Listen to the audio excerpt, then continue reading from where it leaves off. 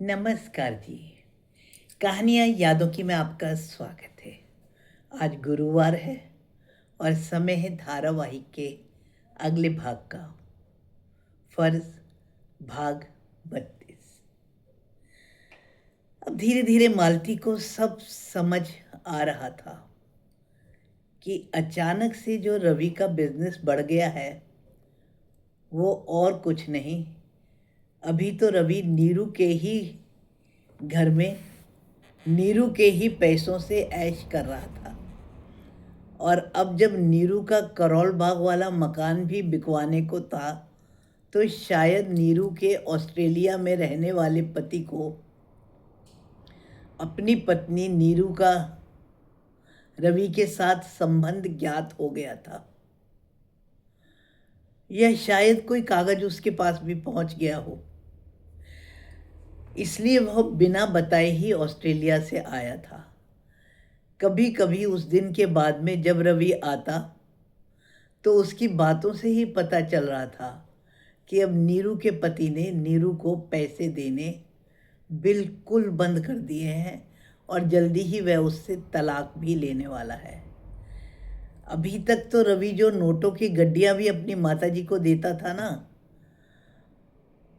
वो तो अब आता ही बहुत कम था। पैसे देने का तो सवाल ही नहीं उठता। अब घर की कई ज़रूरी चीज़ों के लिए भी खर्च मालती को ही करना पड़ता था। कभी घर आने पर वह रुचि को तो मार्केट ले जाकर बहुत से कपड़े इत्यादि दिला दिया करता था। रवि सिर्फ रुचि को अपने साथ घुमाने ले जाता था और बढ़िया से रेस्टोरेंट में भी उसे खिलाता रहता था और उसे खिलौने भी दिला देता था। बातें तो आज भी माँ बेटे लाखों की ही करते थे, लेकिन घर में राशन के पैसों के लिए मालती की ओर ही देखा जाता था। रुचि भी अब 8वीं क्लास में आ चुकी थी। उस दिन मालती भी डिपार्टमेंटल एग्ज़ाम क्लियर करके प्रमोशन पाकर खुशी खुशी घर में मिठाई लेकर आई थी। घर पर उसने रवि और सासू माँ को दोनों को ही चिंताजनक स्थिति में पाया। आते ही रवि ने बिना गुस्से के बड़े प्यार से उसे बुलाकर कहा, मुझे तुमसे कुछ बात करनी है। सासू माँ भी पास में ही बैठी थी। इससे पहले कि मालती हैरान होए या कुछ भी सोचे या कि अपनी प्रमोशन के बारे में बताए, रवि ने उससे कहा, मुझे तुमसे तलाक चाहिए।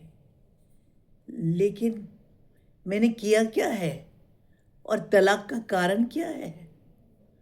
रवि ने सीधे और सपाट शब्दों में कहा, तुमने कुछ नहीं किया और मैं तुमसे बिल्कुल भी नाराज नहीं हूँ, पर मेरी मजबूरी समझो।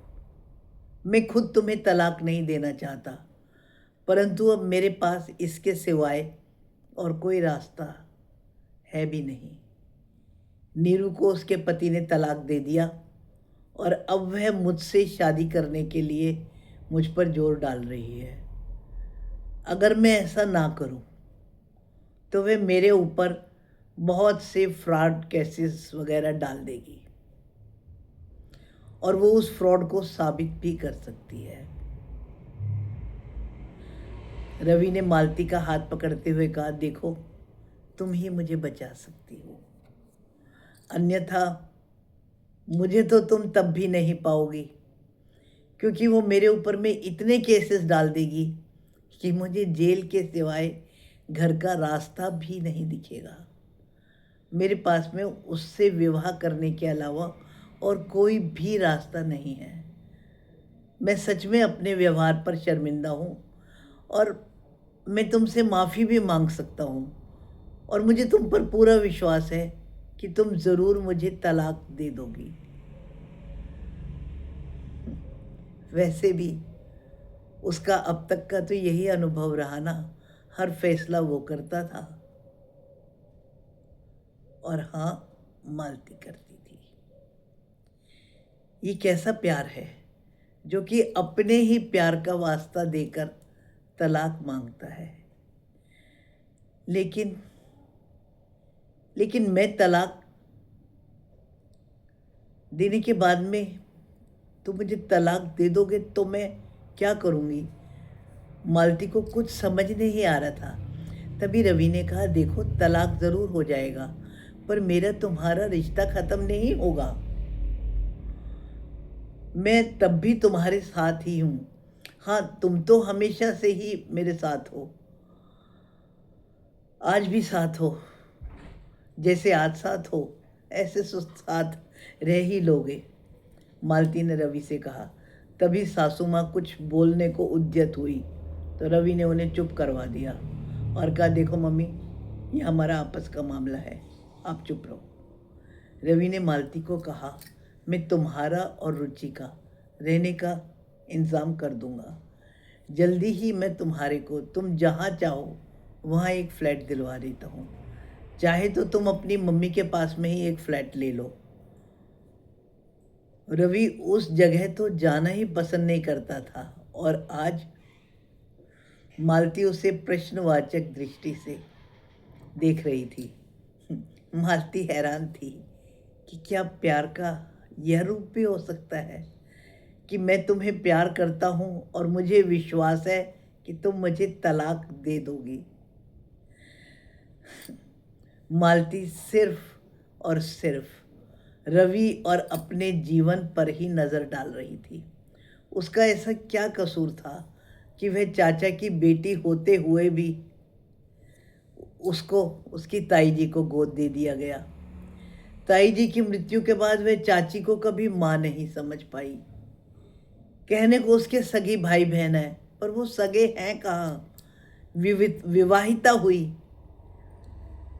पति है, लेकिन पति की ही खुशी के कारण उसे तलाक देना पड़ेगा। मालती ने तो जीवन में कभी किसी से शिकायत करी ही नहीं और कुछ चाहा भी नहीं, परंतु जिंदगी के बहाव में वह कैसे बहती जा रही थी ना। वह कहीं पर भी फ्लैट लेकर के कैसे रह सकती है? रुचि की पढ़ाई का क्या होगा? अपने इन्हीं ख्यालों में खोई हुई वो अपने प्रमोशन की खुशी तो भूल ही चुकी थी। अब वह ये सोच रही थी कि जीवन को आगे चलाएगी कैसे। उसकी चुप्पी को हमेशा के जैसे रवि ने अब के भी स्वीकृति ही माना। ना अब तक कोई फैसला मालती ने किया था और ना ही अब उसे करना था, लेकिन अब मालती एक माँ भी थी। भले ही एक पत्नी फैसला ना ले, लेकिन माँ को तो कुछ समझना ही पड़ेगा ना। रवि तो अपना फैसला सुनाकर जा चुके थे और जो भी उसने कह दिया वो तो वह करके ही रहता था। लेकिन अब मालती ये बात अपनी चाची, अपनी बहनों, सबको कैसे बताएगी? दफ्तर में भी वो कैसे किसको क्या सूचित करेगी? रुचि इस बारे में क्या सोचेगी? मालती को अचानक से सिरदर्द होने लगा। उसके बाद यह तो निश्चित हो गया था कि रवि को तलाक तो उसे देना ही पड़ेगा। जैसा कि रवि ने कहा था कि बजाय इसके कि हम ज़्यादा एक दूसरे पर इल्ज़ाम लगाएं, इससे अच्छा यह है कि हम दोनों म्यूचुअल ही तलाक ले लें।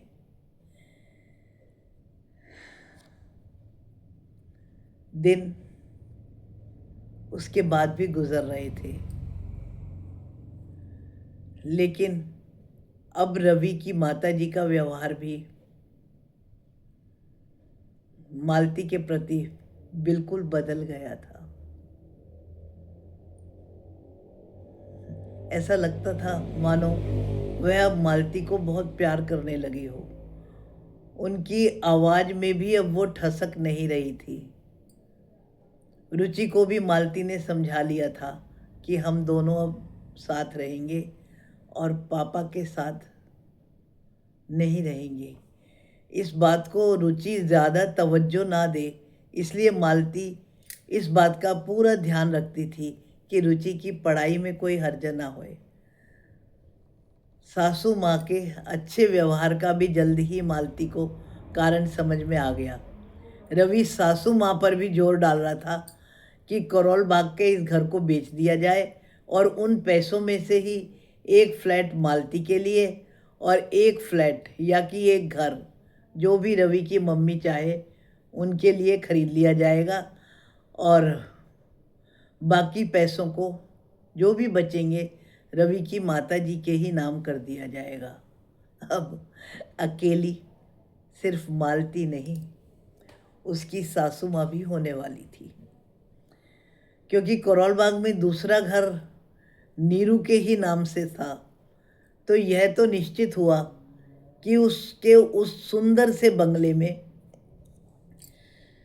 रवि और उसकी माताजी भी रहेंगी। सुरक्षा कारणों से एक फ्लैट या घर रवि की माताजी के लिए भी एक खरीद लिया जाएगा, केवल सुरक्षा कारणों से। अन्यथा रवि की माताजी उस सुंदर वाले नीरू के घर में रह सकती हैं, ऐसा रवि कह रहा था। और अब असुरक्षित रवि की माताजी भी हो चुकी थी। फैसले तो हो ही चुके थे। अब किसी के पास भले ही वह सासू माँ हो, भले ही मालती हो, मना करने की गुंजाइश थी ही नहीं। अन्यथा जैसा कि रवि का कहना था कि बिजनेस में भी अधिकतम पैसा नीरू का ही लगा हुआ है और नीरू के पास ऐसे बहुत से सबूत हैं कि वह उन पर फ्रॉड का केस डालकर काफ़ी समय के लिए रवि को जेल की यात्रा भी करवा सकती है। क्योंकि अब नीरू का खुद का तलाक हो गया तो वह यह चाहती थी कि जल्दी से जल्दी रवि का और उसका विवाह हो जाए। शायद असुरक्षित तो वह भी हो गई थी। आज सासू माँ और बहू रानी मालती दोनों एक ही नाव पर सवार थे और दोनों के पास रवि की मानने के सिवा और कोई रास्ता भी तो नहीं था। एक माँ के रूप में चली गई थी, एक पत्नी के रूप में। चली तो दोनों ही गई थी। अब सासू माँ का व्यवहार में भले ही ग्लानि हो या दुख हो या उनका उस मालती के प्रति कितना भी अच्छा व्यवहार आगे हो गया हो, परंतु समय तो निकल ही चुका था। मालती को तो समय ने ही मूक कर रखा था। इसलिए अब भले ही सासू माँ बहुत प्यार करे या कि ना करे, वह तो अपने भविष्य के बारे में ही सोच रही थी। सासू माँ शायद उस दिन को कोस रही थी कि वो क्यों नहीं समझ पाई जब रवि नोटों की गड्डियाँ लेकर आता था कि उसने वर्मा जी से भी ज़्यादा बढ़िया बिजनेस इतनी जल्दी कैसे कर लिया। वो शायद उस समय को ही कोसती रहती थी कि वह माँ की जिम्मेदारी अच्छी तरह से क्यों ना निभा पाई। ना वो अच्छी सास बन सकी, ना वो अच्छी माँ, और अब उन्हें कुछ भी बनने की ज़रूरत नहीं थी। अब उनकी भी यात्रा शुरू होनी थी, ये घर बेच करके रवि के ही रहमो कर्म पर पलने के लिए। धन्यवाद जी। उम्मीद करती हूँ यह कहानी आपको अच्छी लग रही होगी। यदि आपने ये कहानी क्रमवार ना सुनी हो तो डिस्क्रिप्शन बॉक्स में मैंने इसका लिंक दिया हुआ है। आप सारी कहानियाँ, इसके सारे भाग क्रमवार सुन सकते हैं। इसके अतिरिक्त यदि किसी पात्र का परिचय आपको देखना हो तो वह भी डिस्क्रिप्शन बॉक्स से आपको मिल जाएगा। धन्यवाद जी। अगले भाग में।